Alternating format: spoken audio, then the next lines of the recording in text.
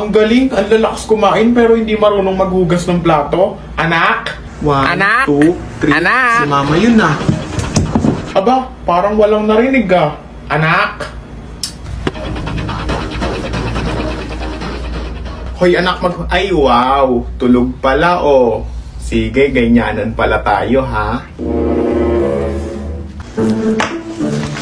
Pag naghugas ka ng plato, may 1K ka kay mama.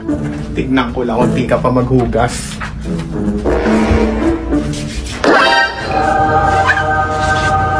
Ang sipag naman ng anak ko. Ayan mama, tapos na ako maghugas ng plato. Yung 1K ko, eto oh. Thank you mama. O anak, saan ka pupunta? Hindi ka pa tapos. Linisin mo yung kwarto ko, itapon mo yung basura, diligan mo yung halaman. At mama, tapos na ako. Hugasan mo yung kapatid mo.